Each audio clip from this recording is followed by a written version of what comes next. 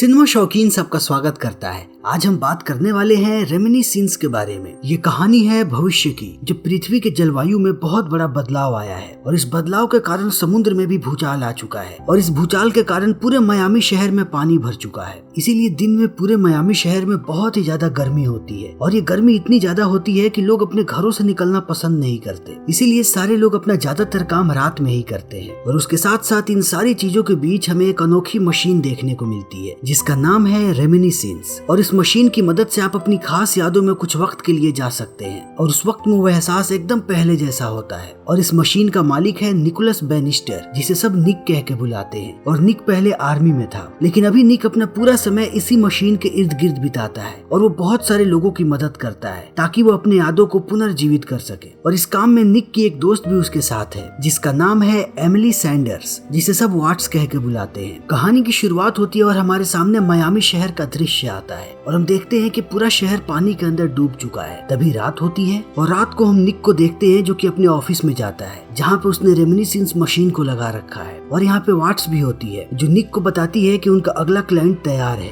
और इनका अगला क्लाइंट निक का दोस्त होता है क्योंकि वो भी कभी आर्मी में था। और अब ये लोग उसे यादों में भेजने के लिए तैयार करते हैं और उसे मशीन के अंदर डाला जाता है। फिर निक अपनी आवाज का इस्तेमाल करता है और वो इस आदमी को एक खास यादों में लेकर के जाता है जो याद उसे सबसे प्रिय है और हम इस आदमी की यादों को देख पाते हैं। फिर धीरे धीरे इस आदमी का सेशन खत्म होता है और ये आदमी यहाँ से जाने लगता है और जब वो पैसे देने की कोशिश करता है तब निक उससे पैसे नहीं लेता क्योंकि वो इसकी हालत से वाकिफ है और निक को पता है कि इस आदमी ने अपने पैर तक को खो दिया है। इसीलिए वो सारी यादें इसके लिए बहुत ही ज्यादा महत्वपूर्ण है। और अब समय ऐसे ही बीतते जाता है और इनका काम ऐसे ही चलते जाता है और हम निक की एक और क्लाइंट को देखते हैं जिसका नाम है इल्सा करीम। और इल्सा यहाँ पे हमेशा आती है और वो हमेशा एक ही मेमोरी को देखती रहती है जब वो अपने से दुगने उम्र के व्यक्ति के साथ होती है और वो दोनों हमेशा ही इंटीमेट होते रहते हैं। और वाट्स इस चीज को बार बार देखती है, इसीलिए वो एक दिन इल्सा को इसकी रिकॉर्डिंग देती है क्योंकि यहाँ पे जितने भी लोग किसी यादों में जाते हैं उन सारी यादों को वीडियो के रूप में रिकॉर्ड किया जाता है। इसीलिए वाट्स इल्सा को यहाँ पे वो रिकॉर्डिंग देती है और कहती है कि तुम्हें बार बार अपने पैसे बर्बाद करने की जरूरत नहीं है, तुम्हें जब भी मन करे तुम इन रिकॉर्डिंग्स को देख लेना, तुम्हें बार बार यहाँ पे नहीं आना पड़ेगा। तब इल्सा कहती है कि मैं इन चीजों को यहाँ पे महसूस कर पाती हूँ और वीडियो देखने के बाद मैं कभी भी उन चीजों को महसूस नहीं कर पाऊंगी, इसीलिए ये रिकॉर्डिंग मेरे किसी काम की नहीं है। और अब इतना कहने के बाद इल्सा यहाँ से चली जाती है। फिर इल्सा के जाते ही यहाँ पे एक और लड़की आती है जिसका नाम है मे।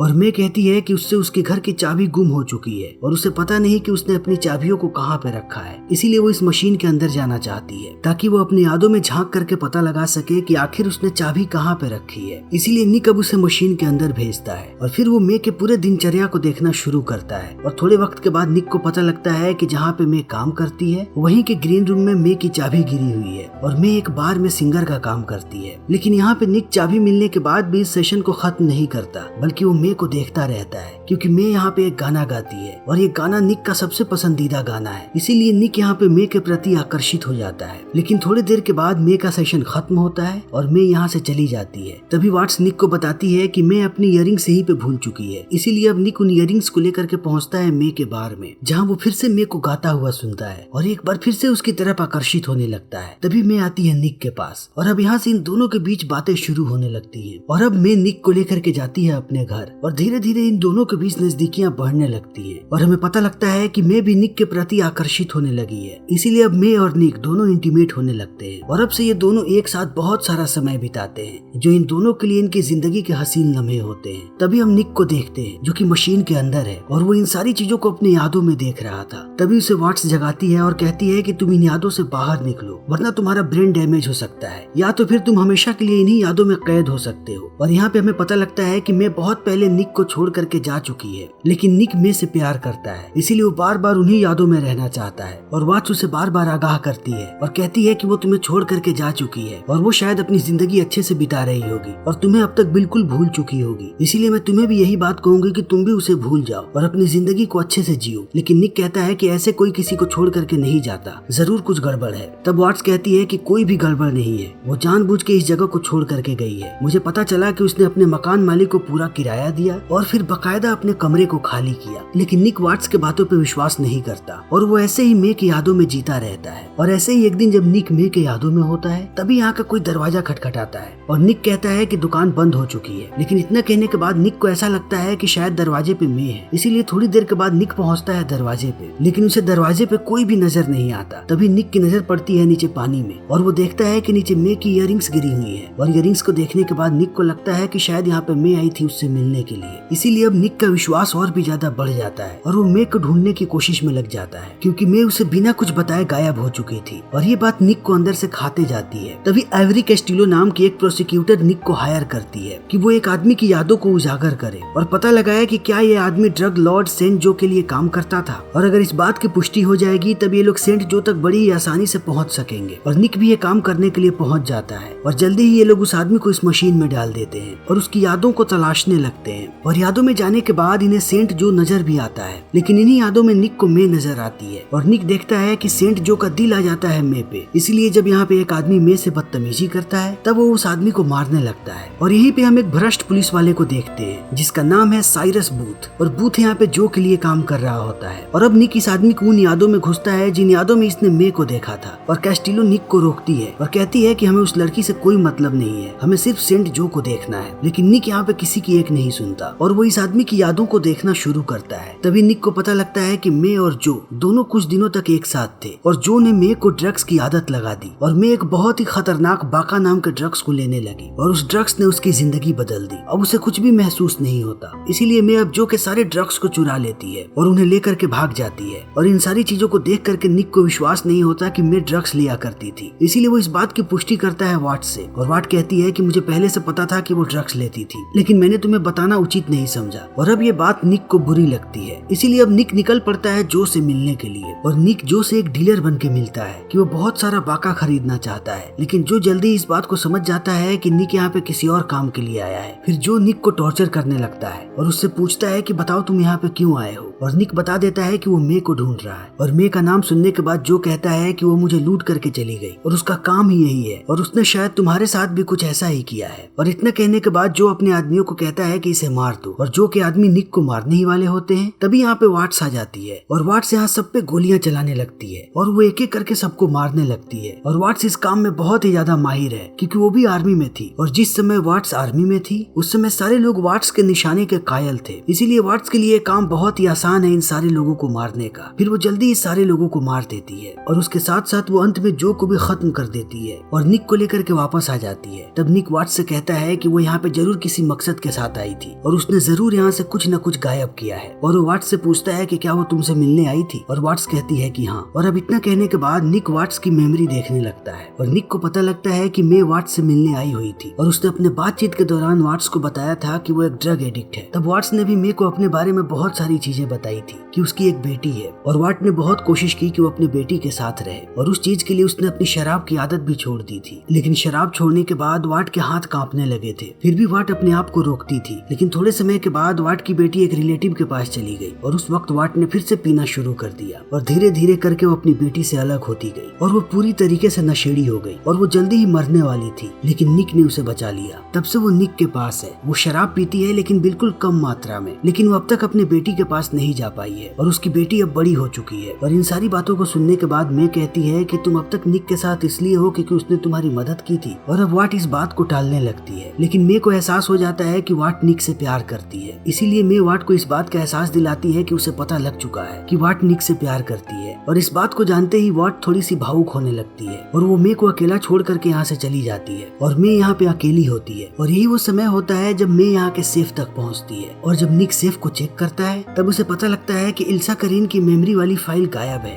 और इस चीज को देखने के बाद निक समझ नहीं पाता कि आखिर में इल्सा करीन की फाइल क्यों चुराएगी। इसीलिए वो इस गुत्थी को सुलझाने के लिए निकल पड़ता है और वो इल्सा को ढूंढने लगता है। और थोड़े समय के बाद उसे एक लड़की मिलती है जो बताती है कि इल्सा मर चुकी है, लेकिन इल्सा का एक बेटा था जिसे कोई और लड़की लेकर के यहाँ से भाग गई क्योंकि इल्सा का किसी ने खून किया था। इसीलिए निक अब इल्सा के बारे में पता लगाने लगता है। इसी बीच निक पे बूथ हमला कर देता है और बूथ निक को कहता है कि मे के बारे में भूल जाओ क्योंकि वो तुम्हें भूल चुकी है। और इतना कहने के बाद बूथ यहाँ से चला जाता है, लेकिन निक अब भी हार नहीं मानता और वो इस गुत्थी को सुलझाने में लग जाता है और वो अपनी मेमोरी का इस्तेमाल करके बूथ की तस्वीर निकालता है और पता लगाता है कि आखिर ये आदमी कौन है और इसका नाम है साइरस बूथ। और कैस्टिलो से बात करने के बाद वाट्स निक को बताती है कि जब इसने पुलिस की नौकरी छोड़ी फिर ये सेंट जो के लिए काम करने लगा और उसके बाद इसने वॉल्टर सिल्वन के लिए काम किया। और वॉल्टर वही आदमी है जिसके साथ इल्सा के नाजायज संबंध थे और वॉल्टर की ही मेमोरी देखने के लिए इल्सा बार बार यहाँ पे आती थी। इसीलिए निक अब इल्सा की मेमोरी मेमोरी देखता है और उस मेमोरी में उसे वॉल्टर नजर आता है। इसलिए अब निक एक बार फिर से निकल पड़ता है वॉल्टर के बारे में पता लगाने के लिए। तभी वॉट उसे रोकती है और कहती है कि तुम अपना वक्त जाया कर रहे हो और तुम शायद इस लड़की से प्यार भी नहीं करते। और इस बात को सुनने के बाद निक गुस्सा हो जाता है और कहता है कि मैं कम से कम किसी के पास जाने की कोशिश कर रहा हूँ, मैं तुम्हारी तरह अपने लोगों से भाग नहीं रहा। और यहाँ पे निक का इशारा होता है वाट की बेटी की तरफ कि वाट अपनी बेटी से भाग रही है। और निक ये भी कहता है कि तुम्हें यहाँ से चले जाना चाहिए क्योंकि तुम्हारी जिंदगी यहाँ पे नहीं है, तुम बस कैसे भी अपना समय बिता रही हो यहाँ पे। तब वाट निक को एक बार फिर से कहती है कि तुम इस रास्ते पे मत जाओ। और निक कहता है मुझे इस रास्ते पे जाना पड़ेगा क्योंकि मे की वजह से एक मासूम लड़की की मौत हुई है और उसके बेटे को किडनैप कर लिया गया है और मुझे कैसे भी इस गुत्थी को सुलझाना है। और इतना कहने के बाद निक यहाँ से निकल पड़ता है और अब यहाँ से वॉट भी निक का साथ छोड़ देती है और उसकी नौकरी भी। और अब निक पहुँचता है वॉल्टर की पत्नी के पास जिसकी मानसिक स्थिति अब बिल्कुल भी ठीक नहीं है। और निक जैसे ही वॉल्टर की पत्नी से मिलता है वो उसे पूरी बात बता देता है कि तुम्हारे पति का नाजायज संबंध था इल्सा नाम की एक लड़की के साथ और उसका एक बेटा भी था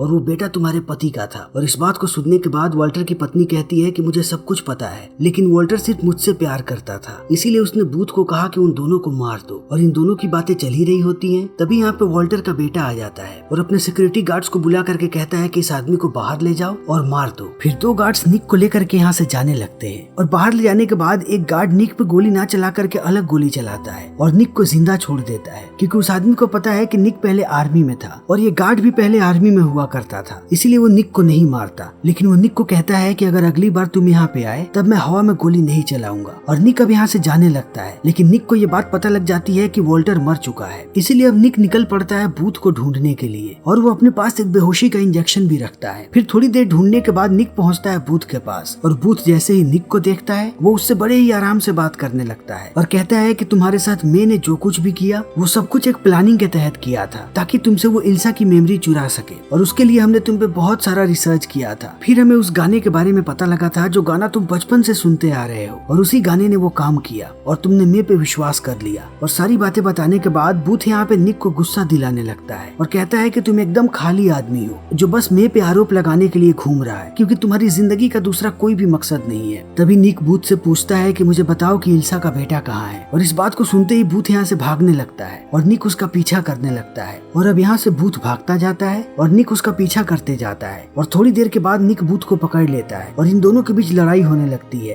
और इसी लड़ाई के बीच निक बूथ का हाथ एक पियानो में फंसा देता है और वो पियानो पानी में डूबने लगता है और उसके साथ साथ बूथ भी। और अब जल्दी ही बूथ मरने वाला होता है, तभी निक पानी में कूद जाता है और वो बूथ को बचाने लगता है और अंततः वो पियानो से बूथ का हाथ बाहर निकाल देता है। लेकिन बूथ फिर से एक बार गंदी चाल चलता है और वो निक को ही मारने की कोशिश करने लगता है और निक को पानी में मरने के लिए छोड़ करके बाहर निकल जाता है। और बाहर निकलने के बाद बूथ जैसे ही बैठा होता है वैसे ही वहाँ पे निक आ जाता है और वो बूथ को इंजेक्शन देकर के बेहोश कर देता है। और जैसे ही बूथ बेहोश होता है निक उसे लेकर के अपने शॉप पे चला जाता है और अब वो बूथ को मशीन के अंदर डालने लगता है ताकि वो उसकी यादों में झांक सके। और निक ऐसा ही करता है और उसके सामने बूथ की यादें आती हैं और हम मे को देखते हैं और ये वही वक्त होता है जब मे जो को धोखा दे करके भागी होती है। तभी उसके पास बूथ पहुंच जाता है और बूथ को देखने के बाद मे डर जाती है और बूथ कहता है कि मैं तुम्हें पकड़ करके जो के पास लेकर के नहीं जाऊंगा अगर तुम मेरा एक काम कर दो तब। और बूथ मे को निक को अपने झांसे में लेने का काम देता है ताकि वो इल्सा की मेमोरी को चुरा सके। और यहाँ से मे अपना रिसर्च शुरू करती है और सबसे पहले जाती है निक के दोस्तों के पास ताकि वो निक के बारे में और कुछ जान सके। और इसी तरीके से मे को उस गाने के बारे में पता लगता है जिस गाने को निक बचपन से सुनता आ रहा है और मे निक के पास आ जाती है और वक्त ऐसे ही बीतते जाता है। और इसी तरीके से 3 महीने का वक्त बीत जाता है लेकिन मे अब तक उस फाइल को नहीं चुरा पाई है, इसीलिए बूथ उस पर गुस्सा करने लगता है। और इसी बीच बूथ को ये बात पता लग जाती है कि मे सच में प्यार करने लगी है निक से। लेकिन बूथ कहता है मुझे इस बात से कोई फर्क नहीं पड़ता, अगर तुम मुझसे प्यार करती हो तब तुम्हारे लिए चीजें और भी आसान होंगी, इसीलिए मुझे जल्दी से उन फाइल्स को ढूंढ करके ला करके दो। और फिर थोड़े समय के बाद मे उन फाइल्स को ला करके बूथ को दे देती है और बूथ को जैसे ही वो फाइल्स मिलती हैं बूथ कहता है कि आधा काम पूरा हो गया। तब मे पूछती है कि आधा काम क्यों? तब बूथ कहता है कि अभी भी इल्सा और उसका बेटा जिंदा है, इसीलिए मुझे उन दोनों को भी मारना पड़ेगा, तब जाकर के कहीं वॉल्टर के नाजायज संबंध के सारे सुराग मिटेंगे। और इतना कहने के बाद बूथ पहुंचता है इल्सा के पास और वो इल्सा को मार देता है। लेकिन वो जैसे ही बच्चे को मारने जाता है तभी वहाँ पे मे आ जाती है और वो इल्सा के बेटे को लेकर के यहाँ से भाग जाती है और बूथ उसको ढूंढता रह जाता है लेकिन मे उसे नहीं मिलती। तभी थोड़े वक्त के बाद मे मिलने आती है निक से, तभी उसे बूथ पकड़ लेता है और बूथ जैसे ही मे को पकड़ता है वो कहता है कि वो निक को भी मार देगा। और इस बात से मे डर जाती है और कहती है कि उसे कुछ भी नहीं पता, तुम निक को छोड़ दो, मैं तुम्हें सब कुछ बता दूंगी। और इतना कहने के बाद मे बूथ के साथ जाने लगती है। तभी वो अपनी इयररिंग्स पानी में गिरा देती है और यहाँ से जाने लगती है। तभी निक बाहर निकलता है और उसे वो वो इयररिंग्स मिलती है और ये वही दृश्य होता है जिसे हमने पहले देखा था, यानी कि मे सच में मिलने आई हुई थी निक से। और अब निक इन सारी यादों को देखने के बाद बहुत ही ज्यादा भावुक हो रहा होता है, क्योंकि वो जानता है कि मे बूथ के साथ सिर्फ उसको बचाने के लिए गई थी। इसीलिए अब निक बूथ के यादों को आगे बढ़ाता है और वो देखता है कि आखिर बूथ मे को लेकर के कहाँ गया था। और हम देखते हैं कि बूथ मे को लेकर के अपने अड्डे पे गया था,